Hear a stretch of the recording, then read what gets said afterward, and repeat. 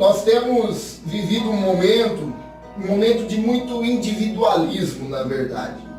Um momento onde as pessoas estão preocupadas consigo mesmo. Hoje eu estava vendo algumas festas clandestinas, algumas festas jovens, adolescentes, fazendo festa e nem se preocupando com seus pais, talvez idosos, com seus avós idosos dentro de casa. Nós vivemos num mundo individualista, vivemos num mundo hedonista, onde a busca é pelo prazer, a busca pelo poder, a busca pela fama. Então, nesta noite nós vamos meditar em Marcos, capítulo 10, versículo 35.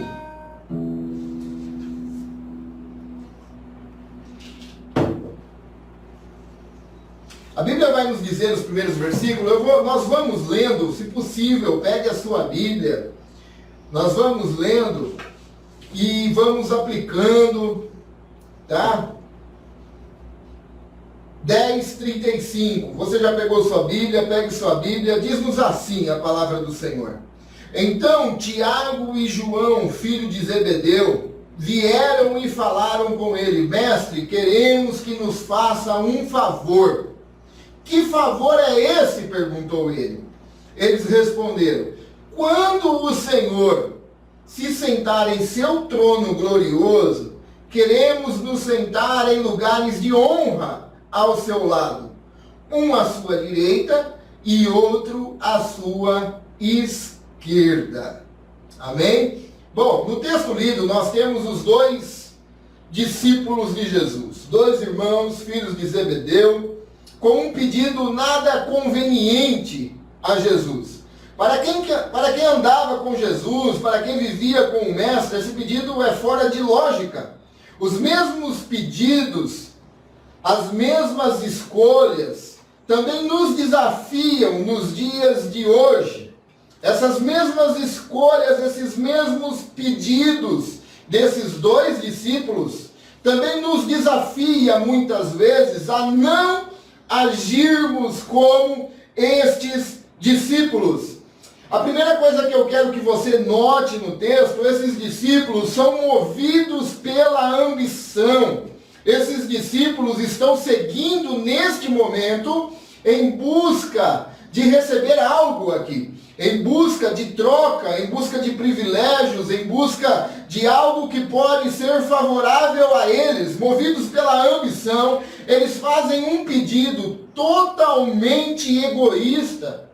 Movido pelas ambições, eles querem a glória, enquanto o convite de Jesus para o discipulado, o convite de Jesus para sermos discípulos, foge da nossa glória pessoal, mas vivemos para a glória de Deus. O convite do discipulado de Jesus é um convite de renúncia. E os discípulos neste momento, eles não estão entendendo assim. Nós temos visto nos dias de hoje o que a ambição tem feito, em nosso país. A ambição pelo poder, a ambição pela presidência, a ambição por governar os homens, a ambição por ter poder sobre os homens. O que tem feito com o nosso estado, com o nosso país?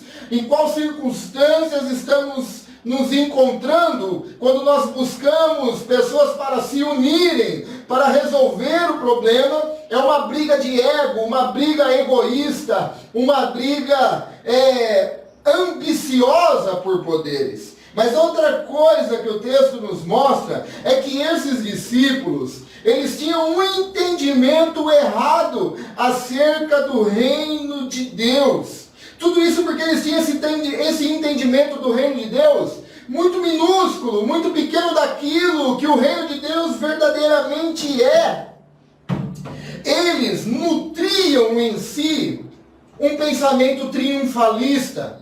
Esses discípulos queriam triunfar sobre os homens. Esses discípulos queriam ser melhores, ser maiorais, exercer domínio sobre os homens. Eles tinham um entendimento errado acerca do reino de Deus. Eles viam Jesus como um reino terreno. Se Jesus fosse um reino terreno, então, logicamente, eles também seriam ministros dos estados. Eles iriam ter domínio sobre os homens. Agora, eu quero aplicar isso daqui para você. Quantos ainda hoje nutrem esses pensamentos errôneos, esses pensamentos pequenos, esses pensamentos triunfalistas acerca do reino de Deus? Quantas pessoas nutrem um pensamento que, quando você está sendo participante cooperativo no reino de Deus, eles entendem que agora eles estão dentro de uma redoma de vidro e nada irá lhe acontecer, mas pelo contrário agora, tudo que eles quiserem, eles terão. Quantos ainda líderes oferecem um Cristo político às pessoas, que lhe dará tudo o que ele quiser, e não um cristianismo de renúncia? É isso que esses discípulos ainda não tinham ganhado a dimensão do que é o reino de Deus, que o reino de Deus não é comida, nem bebida, mas é paz, gozo, alegria no Espírito. Quando Jesus foi indagado se ele era rei, ele disse: o meu reino não é o daqui, o meu reino é espiritual. Mas então Jesus corrige o entendimento errado desses discípulos e lhes mostra que seu reino não é de caráter político, mas o teu reino é de caráter espiritual. Jesus lhe dá então uma pergunta, em seguida uma resposta. Jesus lhes disse: vocês não sabem o que vocês estão pedindo. São capazes de beber do cálice que beberei? São capazes de ser batizados com o batismo que eu serei batizado? E esses discípulos dão uma resposta surpreendente. Eles dizem: somos. Logo que Jesus o perguntou se eles eram capazes de beber o cálice, a ambição desses discípulos o cegaram de tal forma, o entendimento distorcido do que é o reino de Deus estava tão pequeno, que na hora que Jesus lançou a pergunta a eles, eles disseram: somos, nós somos capazes. Então Jesus disse: de fato vocês beberão do meu cálice e serão batizados com o meu batismo. Jesus está indo para a cruz e não para um trono nesse momento. Jesus escolheu o caminho, ele optou pelo caminho, ele decidiu pela glória do Pai e amor da nossa alma. Jesus decidiu então tomar o caminho do sofrimento e não o caminho dos aplausos. Mas note que tanto o pedido quanto a resposta desses discípulos, não há nenhum discernimento neles. Nenhum. Quando Tiago e João disseram que podia beber o cálice, eles não discerniram do que Jesus estava falando. Pois o sofrimento de Cristo, o sofrimento de Jesus é único e exclusivo. É o sofrimento vicário que está no mesmo texto do capítulo 10, versículo 45, que diz-nos: pois nem mesmo o Filho do Homem veio para ser servido, mas para servir e dar a sua vida em resgate por nós. Só Jesus poderia sofrer desta forma. Só Jesus. E esse sofrimento, só Ele poderia passar. Salmos 49, versículo 8, diz-nos a Bíblia que ninguém é capaz de remir a alma do outro irmão, porque ele não daria conta de remir a sua própria alma. E Jesus faz essa pergunta aos discípulos: vocês são capazes de beber deste cálice? Eles dizem: nós somos. Este cálice é exclusivo e único. Ninguém poderia fazer isso por nós. E o que se chama isso, meu irmão? Isso se chama graça. Isso se chama graça de Deus. O sacrifício vicário de Cristo Jesus na cruz para perdoar-nos dos nossos pecados, remir a nossa alma e levar-nos a passar uma eternidade com Deus. Isso se chama graça. A graça na pessoa do nosso Senhor e Salvador Jesus Cristo. Só Ele poderia fazer isso. O favor imerecido de Deus. O favor imerecido de Deus entrou na história, se fez carne. A graça de Deus habitou entre nós. Mas a ambição daqueles discípulos, o padrão do mundo, estava enrustida ainda nesses homens. Mas o que aconteceu depois? A Bíblia vai nos dizer: não cabe a mim, no entanto, dizer quem se sentará à minha direita e à minha esquerda. Esses lugares serão daqueles de quem eles foram preparados. Note vocês agora. A Bíblia diz: quando os outros 10 discípulos ouviram o que Tiago e João haviam pedido, ficaram indignados. Indignados. Os discípulos se indignaram naquele momento. Só que não foi pelo pecado, mas por acharem que esses dois tinham passado a perna neles. Eles também queriam o que os dois buscavam. Uma certa feita eles estão caminhando e tem uma grande discussão entre eles, qual deles seria o maior. Esses discípulos, os 10, ficam indignados, mas não com a atitude dos dois, mas sim com o medo de ser deixado para trás. A atitude espiritual dos 10 não era melhor que a dos 2. O que isso pode dizer a nós? O que isso pode nos mostrar? Muitas vezes, irmãos, eu e você condenamos nos outros, mas nas mesmas coisas que cometemos, nós arrumamos desculpas para nós. Para os outros apontamos, para os outros acusamos, os outros condenamos, mas para os nossos atos, nós sempre temos uma desculpa para nos justificar. Todos nós herdamos uma natureza, a natureza adâmica, o pecado. Não há ninguém melhor do que ninguém. O que eu posso lhe falar nesta noite é que existe um homem, a graça de Deus em carne, que se chama Jesus Cristo. Ele sim pode perdoar os nossos pecados. Ele sim pode endireitar os caminhos tortos. Ele sim pode nos levar ao arrependimento verdadeiro, o arrependimento de deixarmos, renunciarmos às coisas que não convêm. Mas dentro de nós há algo que há em todo ser humano.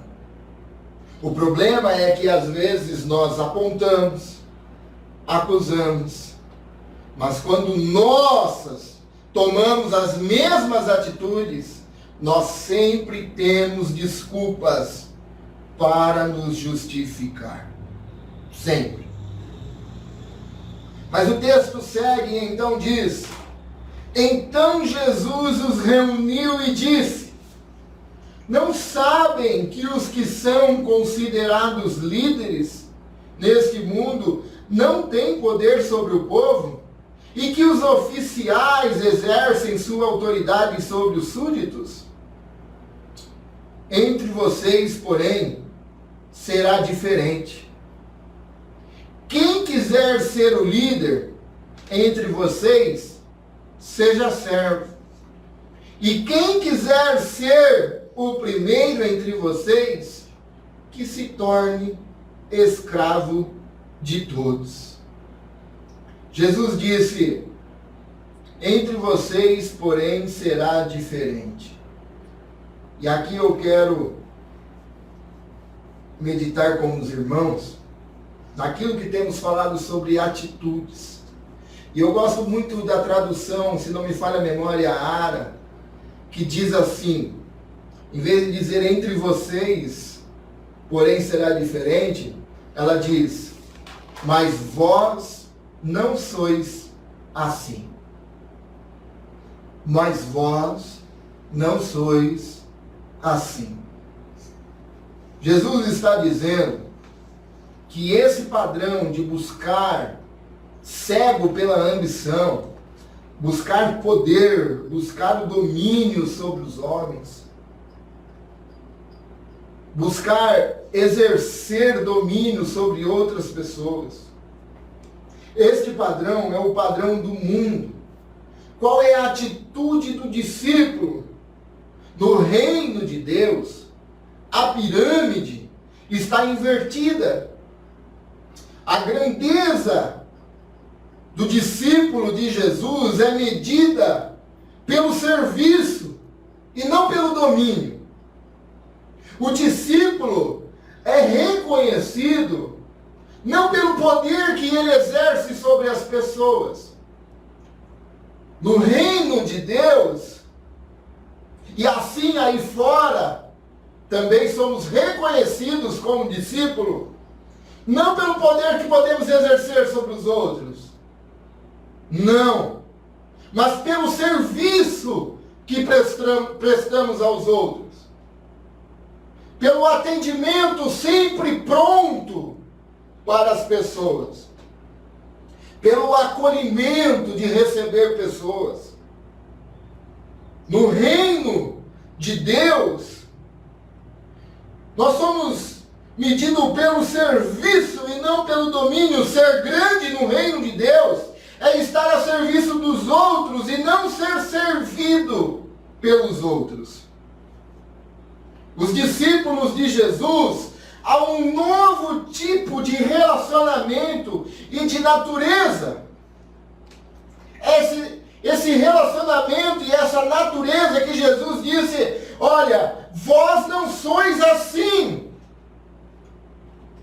Isso não faz parte de vocês. Isso não é mais da sua natureza. Vocês são um novo homem. Você é um novo homem. Não, vocês não são assim. Esse novo tipo de relacionamento, de natureza, agora do discípulo, é de servir e de ser servo. Essa é a grandeza do discípulo de Cristo Jesus. Essa é a diferença do discípulo de Jesus. Essa é a diferença de assumirmos o discipulado desta caminhada com Cristo Jesus. Essa é a diferença. Muitas pessoas, muitos líderes, querem exercer domínio sobre as pessoas. Querem exercer poder sobre as pessoas. Mas nós fomos chamados para servir. Para sermos servos. Servos. E o texto nos mostra então um grande exemplo de servo.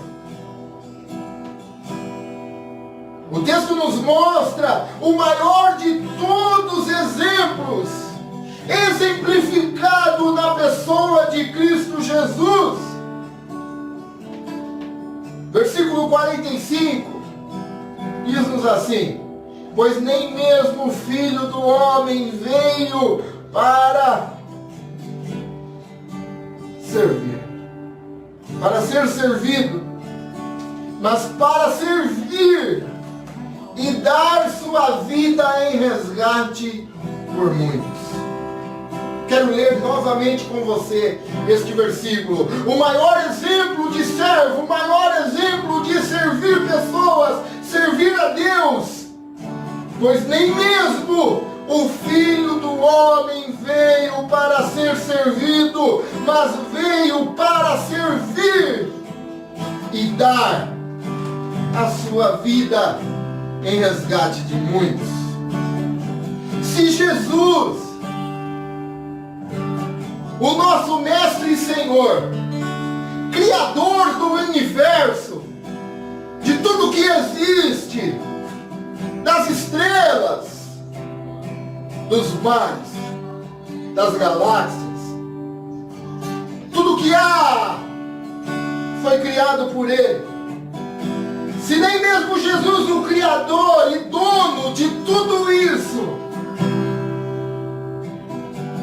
que tudo foi criado por Ele, para a glória dEle,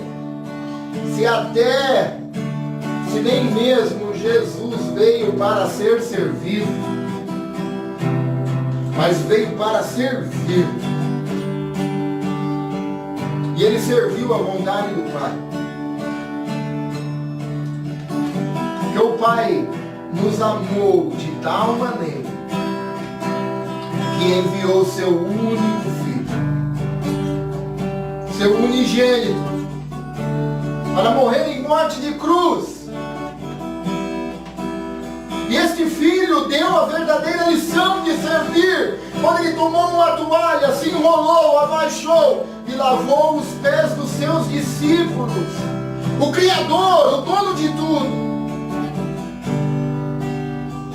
Porque nós, discípulos de Cristo Jesus, não faremos igual a Ele. Porque nós, discípulos de Cristo Jesus, não tomaremos o mesmo caminho do sofrimento do Filho. Porque nós, discípulos de Cristo Jesus, não tomaremos o caminho da renúncia, da vontade própria. Porque nós, discípulos de Jesus, não serviremos a cidade, não serviremos as pessoas. Porque nós não iríamos fazer isso? Por acaso o servo é maior do que o seu senhor? Não, jamais. Mas para você nesta noite que está cultuando conosco, eu quero te dizer que o ato mais sublime de servir foi de Jesus Cristo servindo a vontade do Pai, entrando na história, habitando entre nós e morrendo em morte de cruz por nós, para te perdoar de todos os pecados. Jesus me ama. Jesus tomou o caminho do sofrimento por causa de mim, por causa de você e para a glória do Pai. Jesus lhe ama. Talvez você esteja afastado do caminho. E Jesus disse: eu sou o caminho, a verdade e a vida. Eu não estou falando de religião, eu não estou falando de denominação de igreja. Eu estou falando do caminho de Jesus. Talvez você esteja afastado de Jesus nesta noite. Eu quero lhe dizer, em nome de Jesus, dê uma dimensão maior para o que é o reino de Deus. Jesus veio para estabelecer esse reino espiritual. Jesus veio para estabelecer esse reino espiritual. Entregue sua vida a Cristo Jesus nesta noite.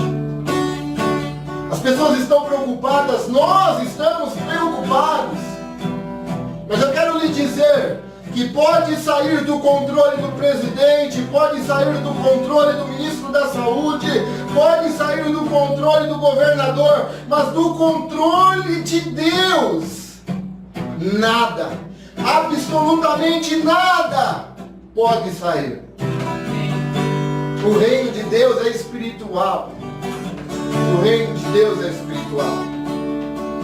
E Jesus, eu quero habitar dentro de você.